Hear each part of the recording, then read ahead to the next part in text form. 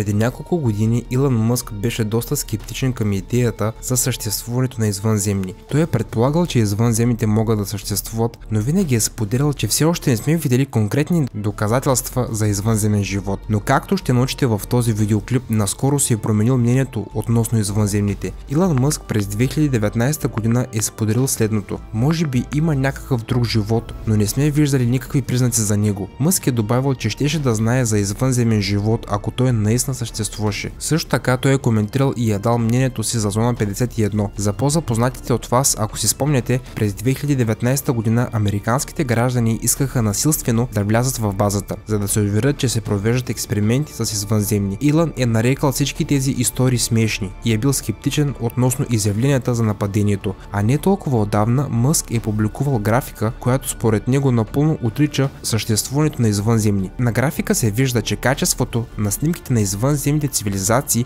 е на ниско ниво, но въпреки това е най-силният аргумент срещу извънземните. Не всички потребители са съгласни с мнението на милиардера. Имало и такива, които откровено са се пресмивали на неговите аргументи. Един от потребителите даже е отбелязал, че това е точно такъв твит, който човек би очаквал от самите извънземни. И тук стигаме до първият интересен момент. Самият Мъск сякаш не отрича това. Аз съм извънземен. Тази фраза от Мъск се чува вече няколко пъти. През април 2021 година той твитна думата очевидно, като отговор на въпроса извънземен ли си. Не е ясно дали милиардерът се шегува.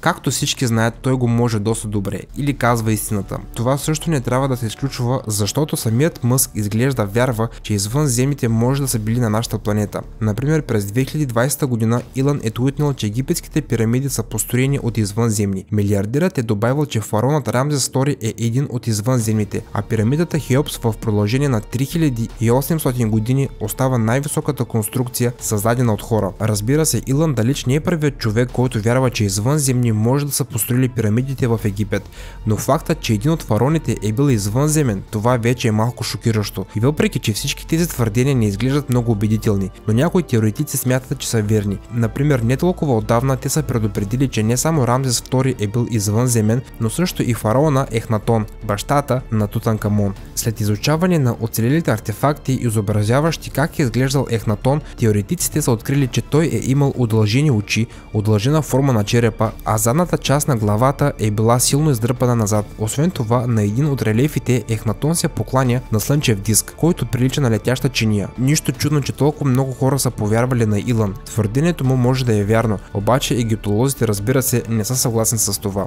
След същия твит те дори са го поканили в Египет, за да се увери, че той греши. Добре, всичко това може да се отдаде на закачките и шегите на милиардера. Както знаете, той има богато чувство на хумор, но какво друго интересно е споделил за извънземните?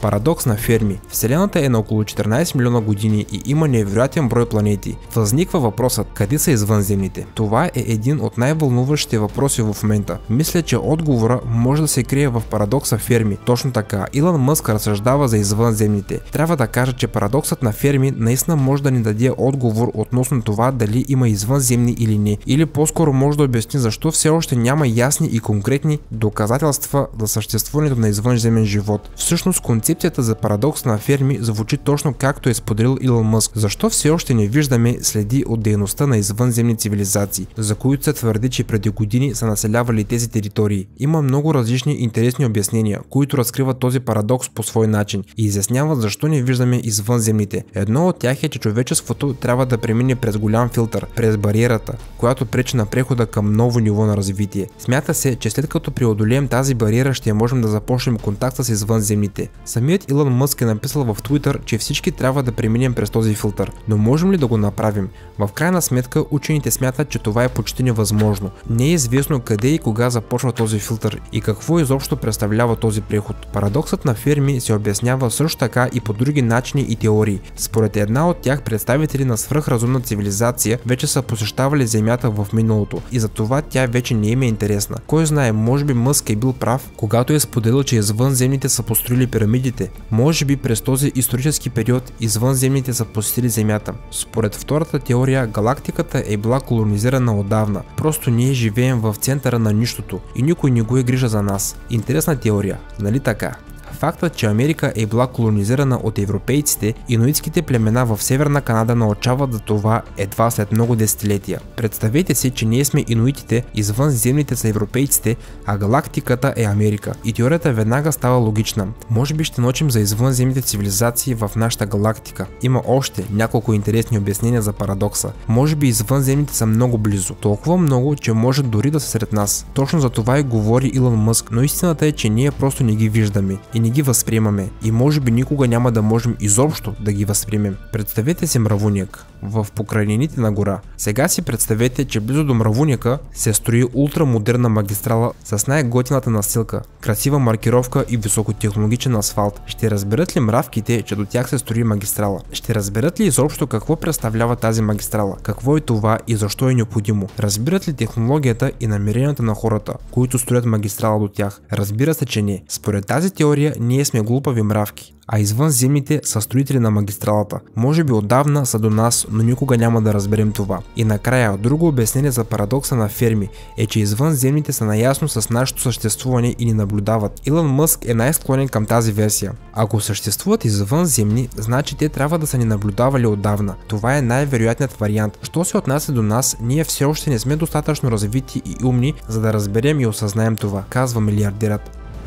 Съзнание и пресилване. Илон Мъск не е напълно сигурен къде са извънземните. Това е разбираемо. Милиардерът няма конкретни доказателства, а само предположения, както всички нас. Според едно от тях извънземните може и да съществуват, но не са се свързали с нас, поради причината, че не са могли да излязат от своите галактики или планети.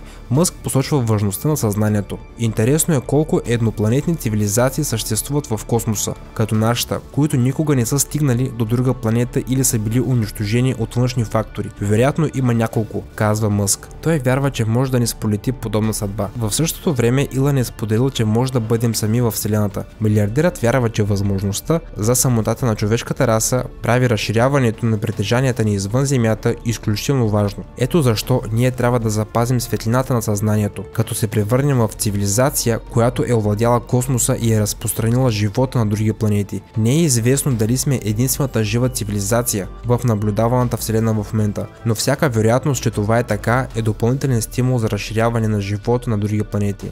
В същото време Илон е споделил, че можем да бъдем сами във Вселената. Според него имаме два варианта и при един от тях ще останем завинаги на Земята, където в крайна сметка ще изчезнем. Нямам точно пророчество за края на света, но в крайна сметка, както показва историята, ще се случи нещо, което ще сложи край на всичко. Единствената алтернатива за човечеството е да се превърне в космическа цивилизация, многопланетарен вид. Вселената е на 13,8 милиарда години, а Земята е на около 4,5 милиарда години. Живеем в уникално време. Времето, когато прозорецът за космическите постижения е отворен. Отворен е от съвсем наскоро. След цели 4,5 милиарда години от съществуването на Земята, този прозорец може да не отворен много дълго. По природа съм голям оптимист, но има вероятност прозореца скоро да се затвори. Мисля, че трябва да се превърнем в многопланетна цивилизация, докато все още имаме възможност. Трябва да действаме сега, е споделил Илон Мъск. В коментарите споделете вашето мнение.